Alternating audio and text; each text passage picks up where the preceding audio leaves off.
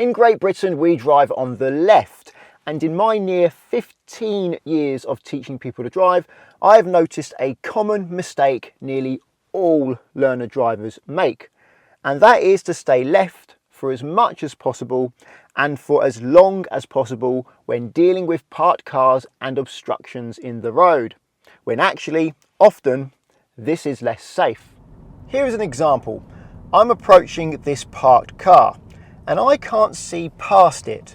I'm leaving it late to move out, and when I do move out, now I can see the road. If someone was coming, they may have to brake hard, I may have to also, one of us may have to reverse. Also, driving close up behind the car like that makes it look like I'm about to park behind it.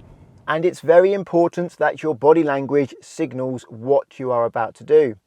If you look like you're going to park behind a parked car, then the car behind you is probably going to overtake you just as you go to steer right to drive around the parked car. Make sure if you're waiting behind a parked car, you wait at least 2 car lengths back if you can, and near the centre of the road without getting in the way of oncoming cars, so that you look like you're waiting to pass the parked car. Don't drive near the curb and up to the car, because then traffic will think you're going to park.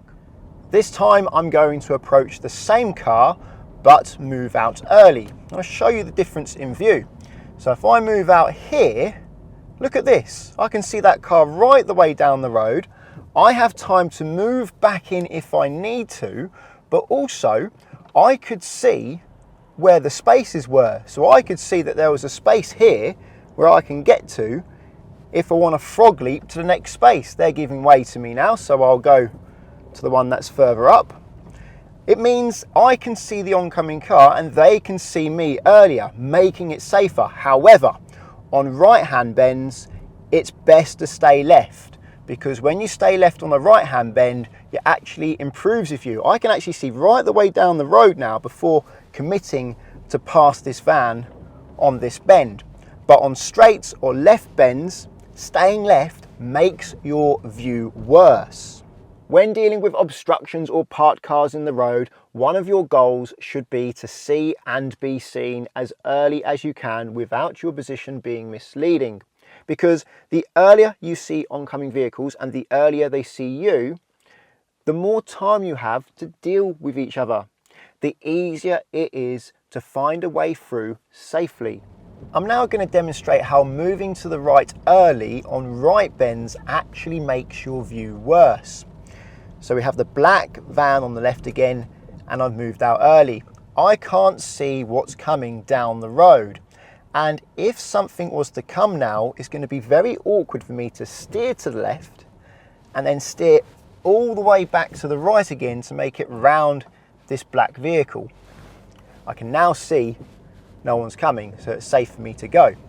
However, this time if I stay to the left as I approach the black van, I will be able to see what's coming before I commit to passing it. Also, if something is coming, it's easy for me to just stop and wait, let them go, and then it's easy for me to move around the black van without having to try and return back to my side of the road at the last moment. It's important to position your car based on the situation to see and be seen. I'm on another right-hand bend here, so I'm going to slow down, keep it left as I approach this grey Citroen and try to see down the road before going down there. I can see down there now, so I know I can go without having to stop, reverse or make someone else reverse. I like to check to see who's coming before I go through. And in that way, dealing with parked cars is very much like dealing with junctions. I've got a junction here, I'm going to turn right.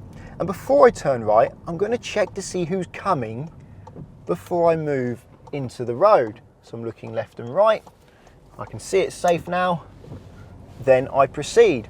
And the same with parked cars. I'm trying to check to see who's coming before I go. I don't want to hide. I want to see and be seen. Whereas on this left-hand bend, me staying more to the right will help me see oncoming traffic sooner.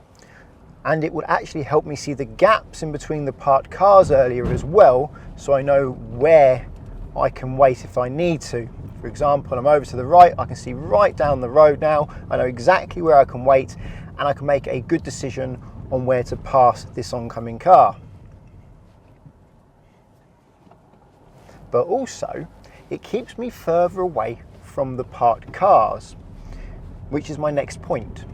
Most beginner learner drivers tend to drive very close to parked vehicles, and it's because they're trying to leave oncoming traffic as much room as possible. But what they should be doing is looking at the total space available and trying to maintain a metre gap from the parked vehicle if possible, because doors open suddenly and unexpectedly. They shouldn't, but they do, and a responsible driver will take responsibility for the possibility of this happening. Also, pedestrians walk out from between parked vehicles. If it's a car, you're more likely to see the pedestrian before they step out, and they're more likely to see you. But if it's a van, well, it's hard to see them because the van is big and it blocks your view, but it also blocks the pedestrian's view of the road. So they're likely going to step out into the road slightly to check left and right before they cross the road. So leaving them a bit of space makes it safer. It's not always possible to keep a metre gap from the parked vehicle though. If you need to get closer because there's not enough space, then drive more slowly. Advice is, if you're within half a metre of a parked vehicle, and that's not a lot of space if you're travelling at speed, then you should be around about 10 miles an hour, and for most cars that's going to be second gear. I've actually already made a video all about dealing with parked cars and obstructions.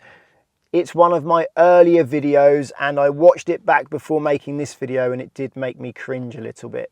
But the information in it will help a learner driver who's trying to learn how to deal with meeting situations, parked cars and obstructions in the road when they're learning to drive. So I'll leave a link to it up there.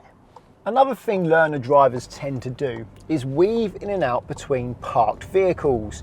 So they pass this vehicle here and then they'll go back in between the parked vehicles like this. That only makes your view worse. Also, it means you have to check your mirrors more often, which means you take your eye off the road. If there's no one coming, you can just stay out in the middle to pass the next vehicle. I'm going to move in here because there's an oncoming white van. But if there wasn't, I wouldn't move in. It's just another movement I need to make. I wouldn't do this, for example, move in now, especially as there's all these leaves and bits of tree on the road from Storm Henk we just had, and then check my mirrors and move back out again. It's pointless. Also, it's misleading because any vehicles behind will think you're parking and they'll be more likely to overtake you just as you go to move to the right to pass that next parked vehicle.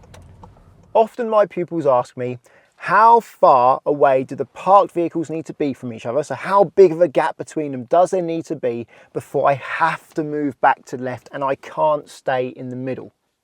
Well, there is no set distance, and on your driving test, your examiner does not have a set distance. They're thinking about safety.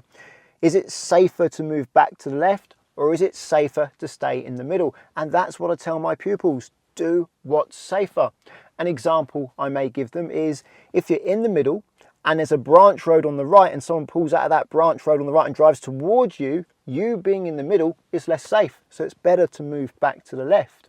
But if there's no hazards on the right and staying in the middle helps you see oncoming traffic and helps them see you, then staying in the middle is likely going to be safer. So don't think in terms of the distance between the parked vehicles. Think in terms of what the safest thing to do is. Well, I hope you found this video helpful. If you have, then please give it a thumbs up. And if you're looking for car insurance, check out the links to Collingwood and Confused in the description. If you're learning to drive and want to insure yourself on somebody else's car, then Collingwood are there for you because you can do so without affecting the owner's policy, and that takes away a big stress from the owner of that car. Via the link at the moment, there's up to 35% off and a £20 Amazon gift card. If you want to insure your own car, I recommend checking out the link to confused.com because you fill out one quote form and get loads of quotes back from many insurers to compare who's cheapest. and you can change your car on that quote as many times as you like without having to do the whole quote again, which makes it a quick and easy way to compare how much it costs to insure different cars. That's useful if you're shopping around trying to decide which car to buy. Using the links doesn't cost you anything, but it does support the channel, so thank you very much. Subscribe to get my future videos, and until the next one, cheerio.